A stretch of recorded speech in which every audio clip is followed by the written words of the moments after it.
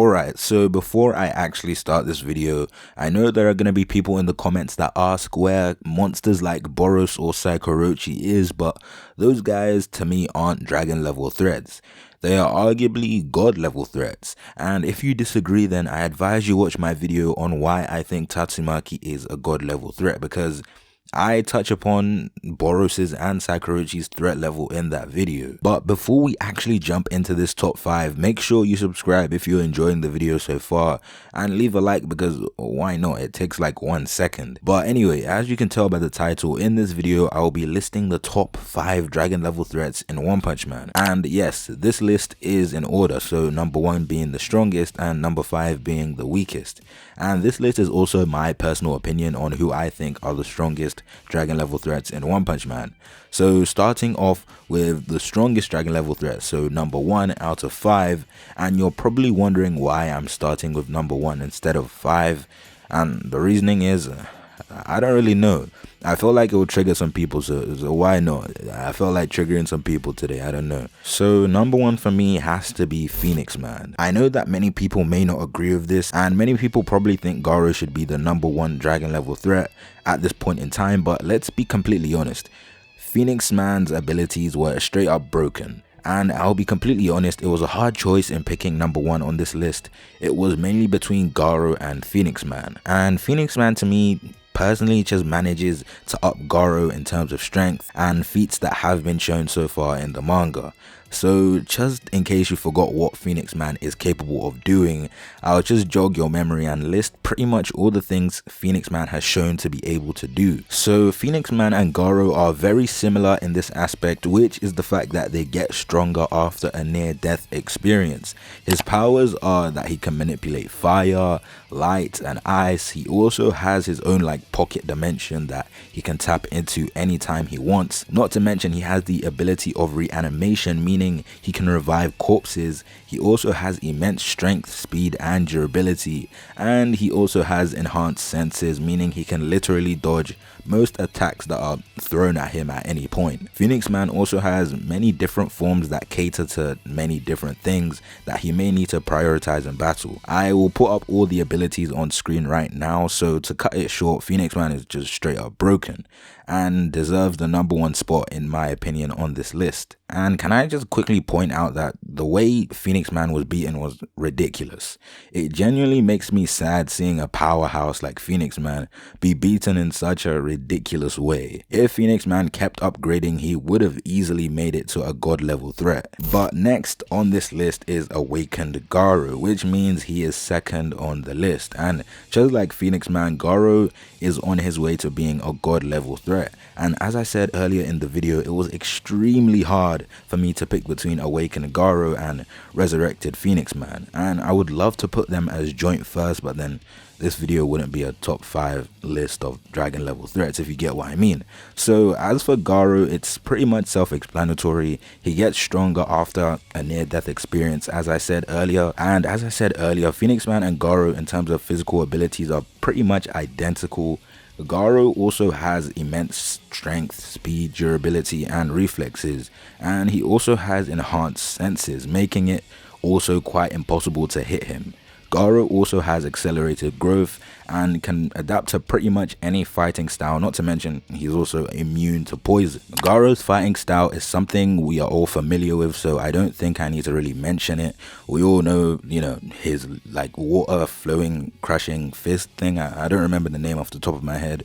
But one thing people may not know or be too familiar with is the fact that Garo is actually a half monster due to like his limiter not breaking completely. Garo has shown multiple times that he deserves this place on the list, which is second place.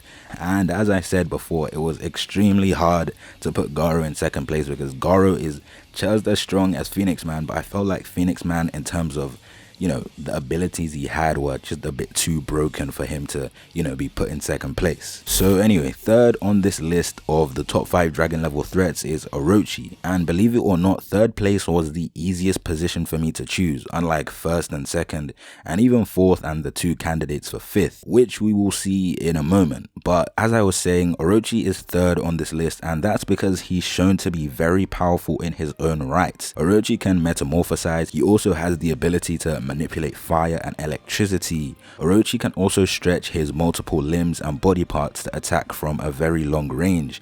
He can regenerate and project high levels of pure energy beams at his opponents. Orochi can also adapt to fighting styles similar to Garuda, but obviously not as well as Garuda, which is why he is in 3rd place. Next up on the list is Elder Centipede. Elder Centipede can also regenerate and has the ability to grow bigger and stronger as he sheds off some of his skin. And let's not forget the fact that this monster is freaking massive.